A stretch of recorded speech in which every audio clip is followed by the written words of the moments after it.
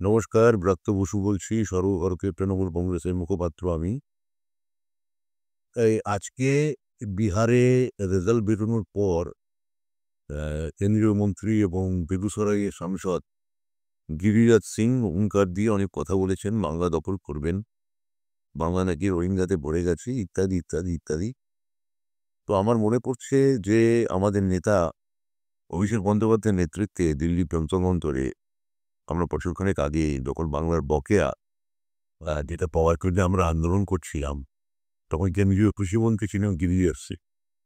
তো আমরা যখন অফিসিয়ালি দলগতভাবে কেন্দ্রীয় মন্ত্রীর কাছে অ্যাপয়েন্টমেন্ট চাই, তিনি অ্যাপয়েন্টমেন্ট না দিয়ে পেছনের দরজা দিয়ে পালিয়ে যান, কার্যত পালিয়ে যান। পরে বাংলার যে বকেয়া, সেটা সুপ্রিম কোর্টের নির্দেশে ১০০ দিনের কাজের যে বকেয়া, সেটা কেন্দ্রীয় সরকার আমাদের দিতে বাধ্য হচ্ছে। এখন গিরিরাজ সিং বাংলাকে নিয়ে কতটা ভালোবাসেন বা বাংলা নিয়ে তার কতটা কনসার্ন, ওই পেছনের দরজা দিয়ে যখন পালিয়ে যাচ্ছেন তাতে একটা প্রমাণিত হয়। আর বিহারের রেজাল্ট, বিহারের ফলাফল, তার সঙ্গে বাংলার সম্পর্ক শুনে রাখুন। গিরিরাজ মানে হচ্ছে হিমালয়। এইদিকে উত্তরে হিমালয় এবং দক্ষিণে বঙ্গোপসাগর।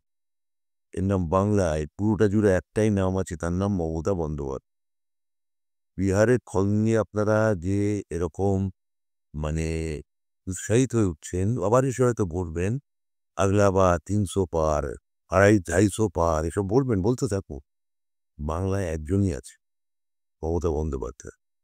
বিহারে উল্লাস করছেন, করুন। এসআইআর এর ফলাফল আর কয়েকদিনের মধ্যে বিহারে ঠিক কী হয়েছে সেটা আমরা বুঝতে পারবো। কিন্তু বিহারে যা হয়েছে, এসআইআর আপনারা করতে গিয়ে বাংলায় প্রতিটি বুথে আমাদের তৃণমূল কংগ্রেসের কর্মীরা অতন্দ্র প্রহরীর মতো পাহারা দিচ্ছে। তো বাংলাকে অপমান করছেন, বাঙালিকে রোহিঙ্গা বলছেন, বাংলাকে ভাবছেন যে খুবই বিহার হয়ে গেছে। মনে রাখবেন, বিহারে জেডিইউ ছিল, এনডিএই ছিল, এনডিএ আসছো, আর বাংলায় তৃণমূলই ছিল, বলে তৃণমূলই আসছে।